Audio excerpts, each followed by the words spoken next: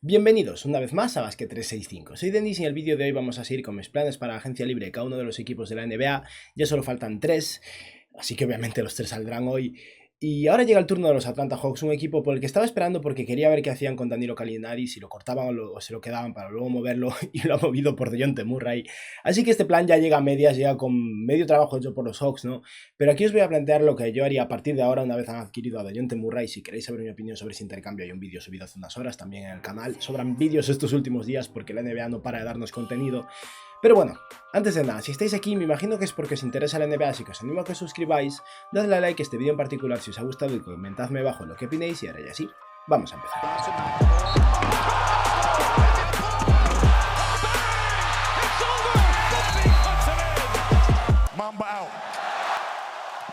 Los Hawks son un equipo que tras este movimiento de DeJounte Murray han ahorrado un poco de dinero esta temporada con respecto a mantener a Gallinari cobrando los 21 millones de dólares que iba a cobrar, pero lo más probable es que Gallinari fuera a ser cortado, así que en cierto modo han gastado dinero en este intercambio, con el que además gastaron picks futuros y demás, y sumaron un muy buen jugador, eso es cierto, pero ahora mismo son un equipo que está rozando el impuesto de lujo, que va a acabar pagando el impuesto de lujo y que si no se controla rápidamente podría estar en el tax apron y estar en una situación en la que no puedan adquirir a un jugador en un sing and trade, utilizar más de su mid-level de 6,4 millones de dólares porque directamente no podrían gastar más dinero, por lo que en este vídeo vamos a considerar que como máximo tienen esa mid-level de 6,4 millones de dólares, no tienen ninguna excepción de intercambio relevante, algunas de jugadores por la mínima, y en lo que respecta al draft, draftearon con el pick 16 a AJ Griffin y con el pick 51 a Tyrese Martin, que era curiosamente el primer jugador de todo el draft que no sabía quién era, ahora he investigado un poco sobre él, pero bueno, luego hablaremos un poco de él, y en lo que respecta a sus agentes libres tienen a Delon Wright, Lou Williams, Kevin Knox, que no es agente libre restringido, lo iba a ser pero ya han rechazado sus derechos sobre él,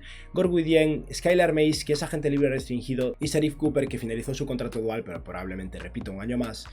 Y vamos ahora a hablar un poco de qué es lo que le falta a Atlanta, de sus fortalezas, debilidades, de qué jugadores tienen ahora mismo bajo contrato, porque Atlanta, como decía, es un equipo muy caro, con pocos jugadores asegurados ahora mismo y que va a tener que hacer malabares probablemente para completar la plantilla, pero bueno, siempre hay cosas que se pueden hacer, ¿no? Los Atlanta Hawks son un equipo con un talento ofensivo increíble, todo parte de Trae Young, que tiene una capacidad espectacular de involucrar a sus compañeros, de crear canastas fáciles y de ir a la línea de tiros libres y de generar sus propios tiros, y es un equipo también muy potente a nivel de tiro. John Collins es un jugador con altos porcentajes de tiro, Kevin Huerter es un buen tirador, Trae Young es un muy buen tirador, Bogdanovic es capaz de anotar, DeAndre Hunter lleva años tirando bien de 3, el equipo en ese aspecto está cubierto y la adquisición de AJ Griffin ayuda en eso bastante.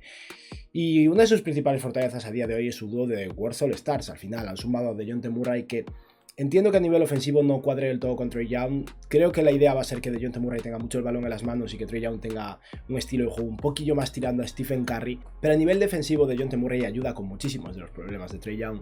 Y lo que respecta a las debilidades de este equipo, como decía, es un equipo malo en defensa, llevan siéndolo desde que tomaron esta ruta, ¿no? Desde que draftearon a Trae Young y empezaron a construir un equipo en torno a un base pequeño, malo en defensa, pero están haciendo lo posible por solucionarlo. Son un equipo flojo en los tableros, flojos a nivel de rebote, aún con Clint Capela en la plantilla, y es que John Collins no es mal reboteador en absoluto, pero no es lo suficiente para compensar el hecho de que DeAndre Hunter, que es un muy buen jugador de ala, rebotea poco, Trae Young es pequeño, Kevin Huerter y Bogdanovic tampoco ayudan en eso, y es un equipo que curiosamente juega lento. Es posible que esto venga todo de Clint Capela, no lo sé, pero teniendo a Trae Young me sorprende que no sea un equipo que empuje en transición, intente conseguir canastas fáciles. Tal vez ahora con DeJounte Murray de por medio intenten hacerlo más, pero es algo que no me encaja del todo con este equipo y es un problema de tener a Capela en el campo probablemente. Tal vez con Okongwu el sistema de juego cambie si es que deciden optar por darle más minutos a Onyeka Okongwu, pero es algo que me resulta un poco sorprendente.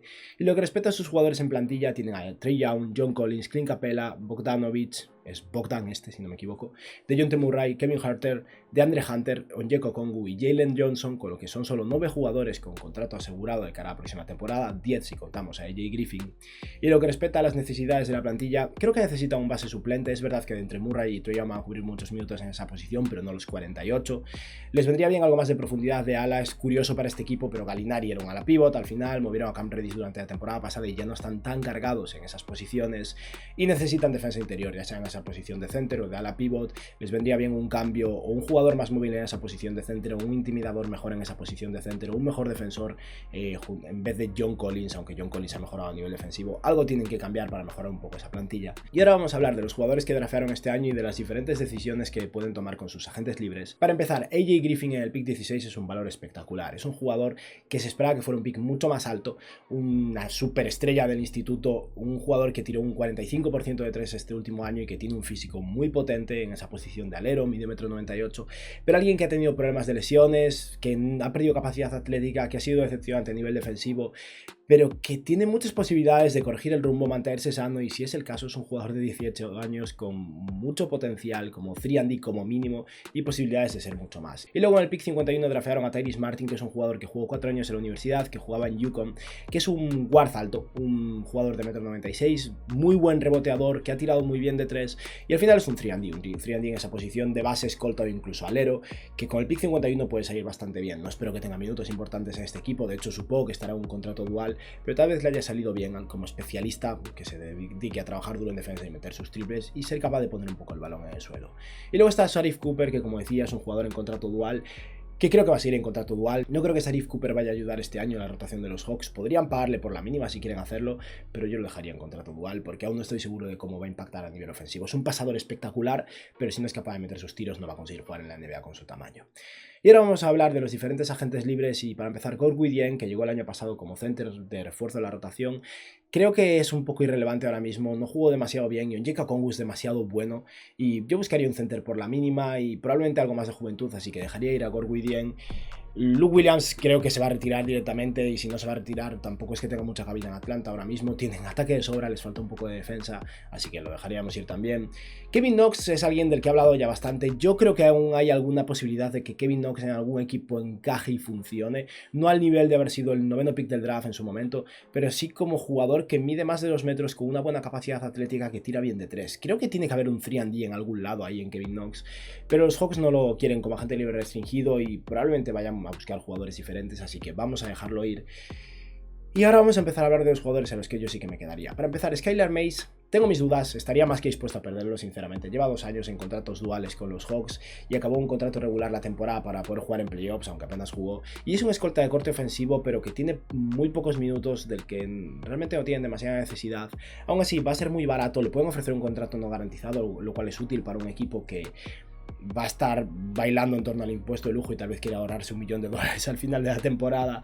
Y ya es que el Mays lo mantendría en el equipo por la mínima. Ya no puedes devolverlo en contrato dual. Teóricamente puedes, pero sería raro y el contrato dual va a ser para Sharife Cooper y probablemente para Tyrese Martin. Pero lo pueden mantener por la mínima en esa posición de escolta muy suplente y luego ya verán qué hacen con él. DeLon Wright, por otra parte, es un jugador que me interesa muchísimo más. Fue el base suplente de este equipo y me encantaría que siguiera. Estaba cobrando $8 millones, ahora es agente libre. No sé si cobrará tanto, supongo que cobrará menos, pero no creo que vaya a ser un jugador por la mínima. Y eso es lo que puede hacerse un poco complicado para los Hawks, porque como decía, son un equipo caro. Para mí, mi techo salarial con DeLon Wright para Atlanta sería de 3,5-4 millones de dólares máximo. Más no creo que puedan permitirse pagarle, pero vamos a considerar que tienen suerte y consiguen quedárselo por ese precio. Y ahora vamos a hablar de la extensión de contrato de DeAndre Hunter, porque DeAndre Hunter acaba de finalizar su 3ª temporada, le queda un año más de contrato de novato, pero llega el momento de su negociación y DeAndre Hunter va a ganarse bastante dinero. Sus números de esta temporada no saltan mucho a la vista porque ha estado bastante lesionado, pero es un defensor increíble, alguien que encaja muy bien en este equipo, alguien capaz de tirar de 3 que encaja de maravilla, especialmente ahora que han sumado a DeJounte Murray. Y Hunter es un jugador de ala que está evolucionando su juego ofensivo, que mide 2.03 con una envergadura de 2.16, tiene 24 años y ha promediado esta temporada 30 minutos de juego, 13 puntos, 3 rebotes, que es una cifra muy mala para Hunter. No entiendo cómo rebotea tampoco, la verdad. 1,3 asistencias, 3,7 triples intentados con un 38% desde 3, un 44% en tiros de campo y defensa de élite. DeAndre Hunter es realmente bueno en defensa y esto es algo muy importante para los Hawks. Y habiendo sido el 4º pick del draft, además, sus negociaciones van a ser complicadas. Creo que Hunter va a pedir 16-17 millones de dólares por año. Y haciendo una proyección de lo bueno que creo que va a ser DeAndre Hunter si se mantiene sano, es un salario muy justo. A mí me encantaría poder firmarlo por un poco menos, pero creo que al final va a quedarse un punto intermedio el queso. Hunter cobrará unos 16, 17 millones de dólares por año en su extensión y deben pagarle porque necesitan continuar con Hunter en ese núcleo de Trae Young, de Dejounte Murray, de Andre Hunter, y ya veremos qué pasa con el resto de posiciones. Así que vamos a considerar que se queda y vamos a ver entonces cómo quedaría esta plantilla antes de plantear algunos fichajes o intercambios sobre todo. Y los Hawks tendrían un equipo con Trae Young, de Dejounte Murray, de Andre Hunter, John Collins y Clint Capella, DeLon Wright, Kevin Huerter, Bogdan Bogdanovic, Jalen Johnson, Onyeka Okongwu, Skylar Mays y AJ Griffin, y como veis todavía quedan 3 huecos libres en la plantilla, el equipo ya es caro, y vamos a hablar un poco de los intercambios y de lo que podrían hacer. Se habla mucho de posibles intercambios de John Collins. Yo ahora mismo estoy menos encantado con la idea, porque John Collins es un jugador que en esa posición de la pivote encaja, no tiene tantas alternativas. Jalen Johnson no sé si estará preparado, y ahora que ha movido a Gallinari tiene un jugador menos en la rotación en esa posición. Y el mover a John Collins y algo más por Rudy Gobert, por ejemplo, John Collins y Clint Capella por Rudy Gobert, es algo con lo que estaba bastante de acuerdo, pero viendo las finanzas del equipo, viendo lo caros que van a ser, teniendo en cuenta que va a entrar la extensión de Andre Hunter, que poco después tendrán que renovar a Dejounte Murray, porque espero que no quieran perderlo en 2024 cuando han sacrificado picks de 2025, 2026 y 2027. No me convence la idea de ir a por Rudy Gobert y yo creo que buscaría alternativas un poquillo diferentes y buscaría alternativas más baratas, sobre todo. Gobert elevaría el suelo de este equipo, puede que los Hawks sean mejores con Gobert, pero ese contrato tan largo, en un momento en el que el equipo va a tener tantos problemas para manejar todos sus contratos, creo que puede hacer que acaben perdiendo jugadores que no quiero que pierdan. Y por eso voy a plantear una alternativa, que es ir a por DeAndre Ayton. Creo que el mercado de Ayton se ha secado mucho, Detroit ya no parece que tenga interés, los Spurs tiene pinta de que no van a tener interés en nadie que les ayude ahora mismo, quieren a Wembanyama básicamente. Y por eso yo no descartaría la posibilidad de que Ayton vuelva a Phoenix, pero parece que la situación entre DeAndre Ayton y los Phoenix Suns, directamente a nivel de cómo se llevan ahora mismo, como mínimo Monty Williams y Ayton, no es buena. Y si ese es el caso y de verdad no quieren renovar a Ayton, a menos que sea estrictamente necesario porque quieren sacar algo por él y perderlo básicamente y hacerlo desaparecer de la franquicia porque no están contentos con él, Atlanta podría intentar conseguir a Ayton a un precio mucho más bajo que Rudy Gobert. Ayton es peor que Rudy Gobert, no nos pasemos tampoco, pero es muy joven y encaja con ese núcleo actual que tienen ahora mismo. Y podrían hacer una oferta interesante para unos Suns que querrán conservar un buen center y sacar algo de valor adicional. Y la idea del intercambio sería un intercambio a 3 bandas, porque si no es imposible por una cuestión financiera, el contrato de Ayton es raro. Como se trata de un sing and trade de un jugador que no cobraba tantísimo dinero, el contrato de Ayton a la hora de enviarlo fuera a otro equipo por parte de Phoenix, para Phoenix cuenta o bien como su salario de la última temporada, que eran 12,6 millones de dólares, o bien como la mitad de su próximo salario. O sea, si Ayton firmara por 30 millones, que no creo que vaya a pasar, los Suns tendrían que considerar que están enviando fuera 15 millones. Si Ayton firma por 25 millones, por ejemplo, o 24, o lo que sea, están considerando que Ayton tiene un salario de 12,6 millones de dólares, que es lo que cobró el año pasado a la hora de enviarlo. Es un poco complicado, pero eso hace que básicamente si un equipo está adquiriendo a Ayton por 25 millones y liberando unos 25 millones para hacer ese hueco salarial, los Suns no pueden comerse esos 25 millones porque para ellos en sus libros figura que están perdiendo 12,5, y por eso es muy probable que haya que hacer un intercambio de 3 bandas. Y lo que voy a plantear aquí es un intercambio en el que los Atlanta Hawks consiguen a Ayton en un sing and trade en el que Ayton cobraría unos 25 millones por año, digamos un contrato de 4 años, 100 millones de dólares, y los Suns conseguirían a cambio a Clint Capella, Jalen Johnson y una primera ronda del próximo año en los Atlanta Hawks, y los San Antonio Spurs absorberían el contrato de Dario Saric y 2 segundas rondas futuras. No creo que haga falta pagarle una primera ronda a San Antonio por el contrato de Dario Saric, son 9 millones solo este año, los Spurs tienen dinero, tal vez consigan que Saric esté sano y moverlo en medio de la temporada además. Y Phoenix no consigue un retorno espectacular por Ayton, pero Capella es un muy buen center que cobra menos, aunque cobre mucho, cobra menos, y creo que eso es muy importante para el dueño de los Phoenix Suns. Jalen Johnson es un ala pivot joven, barato y con mucho potencial y consigue una primera ronda. Yo si fuera Phoenix me quedaría Ayton por este precio y ya está, pero si de verdad lo quieren mover, puede ser una de las mejores ofertas disponibles. Los Hawks también podrían intentar mover a John Collins, pero eso luego supondría intentar mover a Capella a otro lado y conseguir un ala pivot bueno. Tal vez podrían intentar hacer algo con Capella por Gordon Hayward o algo así, pero lo veo más complicado y personalmente creo que al final Phoenix va a ser un mejor equipo con Capella ahora mismo que con John Collins, y Jalen Johnson puede salir muy bien a largo plazo. Vamos a considerar que este intercambio siga adelante. En este vídeo, como veis, estoy yendo más a saco y planteando menos alternativas, porque al final la agencia libre se hunde un rato y tengo que hacer 2 vídeos más, básicamente. Pero vamos a ver cómo quedaría esta plantilla, en la que hay que hacer todavía muchos malabares, porque los Hawks, tras perder a Clint Capella y Jalen Johnson y adquirir a DeAndre Ayton con un salario de unos 25 millones de dólares, tendría un equipo con Trae Young, Dejounte Murray, DeAndre Hunter, John Collins y DeAndre Ayton, que me parece espectacular. Y desde el banquillo Kevin Huerter, Bogdan Bogdanovic, Onyeka Okongwu, Skylar Mays y AJ Griffin. Y como veis aquí he hecho desaparecer de la plantilla a DeLon Wright. Y el motivo es muy simple, los Hawks para conseguir a Ayton tienen que hacer un sign and trade. Si hacen un sign and trade van a tener que estar bajo el hard cap, que se ha modificado ligeramente estos últimos días, pero van a ser unos 157 millones de dólares. Y esta plantilla que estáis viendo ahora mismo, con la calculadora, estimando que Ayton cobra 25 millones de dólares, está menos de $1 millón por debajo de esto, aún sin renovar a DeLon Wright con Skylar Mize cobrando la mínima del veterano. Y ahora les toca hacer malabares porque quedan 5 huecos en la plantilla y con 10 jugadores no puedes empezar una temporada en la NBA. Y eso es lo que vamos a hacer. Y para hacer malabares ahora mismo los Hawks lo que tienen que hacer es que soltar salario. Y hay dos jugadores lógicos a la hora de soltar salario, que son o Kevin Huerter o Bogdan Bogdanovic.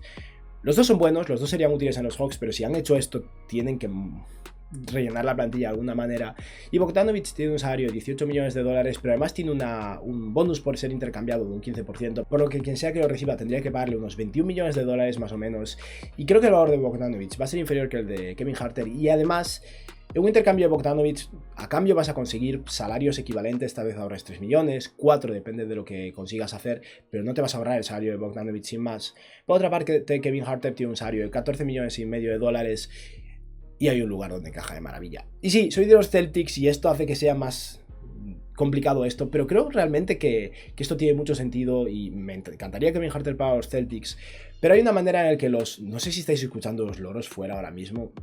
Bueno, en fin. Hay una manera en la que los Hawks podrían librarse de unos 11 millones de dólares en salario, conseguir un jugador de rotación o así, y tal vez conseguir un pick. Y sería un intercambio en el que Kevin Huerter sería la excepción de intercambio de los Boston Celtics, y a cambio los Hawks conseguirían a Grant Williams. Grant Williams cobra 4,3 millones de dólares, aquí los Hawks ahorrarían 11,1 millones de dólares, con lo que tendrían aproximadamente unos 12 millones de dólares para fichar jugadores y rellenar la rotación. Y aquí os corresponde a vosotros decidir cuál es el valor adicional que habría que añadir en picks. Creo que Boston sería quien tendría que pagar algo más, posiblemente. Grant Williams va a ser agente libre en un año, pero encaja muy bien a los Hawks, les ayudaría como a la pivot suplente. Y si Boston tiene que sumar la primera ronda de 2023 pueden hacerlo, si tienen que sumar un par de segundas rondas también, más ya me parece un precio excesivo.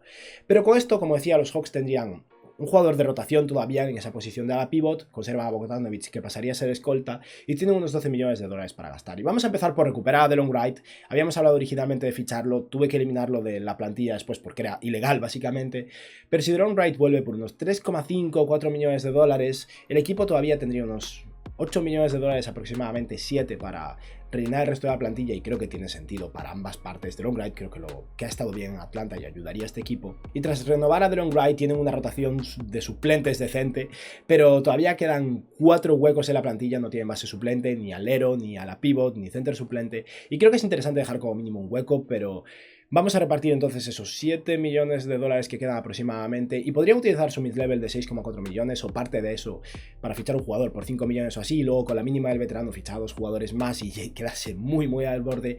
Pero ni siquiera he visto fichajes muy claros. La rotación de centers está muy bien porque el suplente de Ayton es un Onyeka Okongwu, y en general lo único que sería interesante sería conseguir un alero mejor, porque Jay Griffin al final es un bebé a día de hoy, pero no es fácil conseguir un buen alero por 6 millones de dólares, como todos sabemos. Así que lo que voy a plantear aquí es 3 fichajes de jugadores cobrando poco. Para empezar, creo que es interesante que vayan a por un ala pivot veterano barato. Markieff Morris es una opción que creo que podría estar disponible, no sé si se va a quedar en los Heat, no creo que haya mucho interés mutuo, y es un jugador con buen tamaño, decente a nivel defensivo, cuyos mejores años ya han quedado atrás, va a cobrar la mínima del veterano y ya está, y podría encajar en Atlanta por detrás de Grant Williams y en ocasiones aportar algo de tiro, algo de tamaño, pero en general estar en el banquillo. Al final es más un jugador de emergencia, ¿no? Para esa posición de center sería interesante Damian Jones, es alguien que ya jugó en Atlanta en su momento y ha evolucionado bastante, y tuvo un momento en el que parecía que iba a estar fuera de la NBA, pero creo que ha reconducido bastante su carrera. Me gustó en Sacramento el último año, y como un center con buen tamaño y enérgico, cobrando a la mínima del veterano, tal vez un poquillo más con parte de mid-level si quieren, es un jugador que me gustaría bastante. Y el último hueco que vamos a rellenar para dejar esa plantilla con 14 jugadores, vamos a dejarlo un poco en el aire, porque es un hueco que yo probablemente le concedería a Tyrese Martin, el jugador que acaban de draftear de 51, pero no es muy eficiente por parte de los Hawks gastar dinero en el de entrada. Lo tendrían que tener en un contrato dual y esperar. Y si durante la temporada Tyrese Martin ha demostrado suficiente, al final es un jugador veterano que ha jugado 4 años en la universidad, no sería raro que sea más útil que Jay Griffin en su primer año por el saber defender básicamente. Y Tyrese Martin, si lo hace bien, podría ser un jugador al que podrían atar por 3 años con nada garantizado, poquísimo garantizado, con esa excepción de mid-level. Y aquí hay un valor interesante, que es algo que han explotado mucho, por ejemplo, los Brooklyn Nets la temporada pasada, que es que los jugadores novatos, los jugadores de primer año, tienen un mínimo del veterano de 900 y algo mil dólares. Tras eso, el segundo año sube ya a como 1,5 millones, por lo que es un jugador mucho más barato para un equipo que va a pagar mucho. Y creo que es interesante Tyrese Martin simplemente porque es barato y porque podría salir bien. Pero bueno, de entrada digamos que está en ese limbo entre un contrato dual y posiblemente ocupar un hueco con poco o nada de dinero garantizado en la plantilla. Y vamos a ver entonces cómo quedaría el equipo con 14 jugadores y a 1,5 millones más o menos del hard cap, cuando no pueden superarlo por el single trade de DeAndre Ayton. Aquí los Hawks tendrían a Trae Young, DeJounte Murray, DeAndre Hunter, John Collins, DeAndre Ayton, Delon Wright, Bogdan Bogdanovic, AJ Griffin, Grant Williams, Onyeka Okongwu, Skylar Mays, Tyrese Maxey, Markieff Morris y Damian Jones. Y creo que es un equipo muy interesante, que todavía tiene John Collins como posible pieza de intercambio si deciden ser agresivos y hacer un movimiento más. Bogdanovic también estará por ahí. Han ganado muchísima defensa, tienen 3 titulares muy buenos en defensa con Murray, Hunter y Ayton. John Collins ha evolucionado, Hunter, Collins y Young son capaces de tirar, Murray a ver qué tal lo hace, Ayton aporta otras cosas, ¿no? Y desde el banquillo, Grant Williams es un buen defensor versátil, Onyeka Okongwu es un grandísimo defensor versátil, AJ Griffin debería ser un francotirador y a ver hasta dónde evoluciona, Bogdanovic es un muy buen jugador aunque cobre demasiado y Delon Wright es un buen base suplente. Y luego el resto de la rotación, el fondo de banquillo es bastante malo, la verdad, pero al final son jugadores, son cuerpos que pueden echar al campo si hace falta. Y a ver qué tal lo hace Tyrese Maxey, que es el que más me intriga de sus jugadores jóvenes. Creo que tiene más posibilidades de hacerse un hueco que Sharife Cooper o Skylar Mays a día de hoy, porque ese tamaño y esa intensidad defensiva y el haber metido un 40 y algo por ciento desde 3 en la universidad pueden llevarlo lejos. Y nada, con esto hemos finalizado mis planes para los Atlanta Hawks de cara a esta inminente agencia libre. Espero que os haya gustado el vídeo y que tengáis un buen día. Adiós.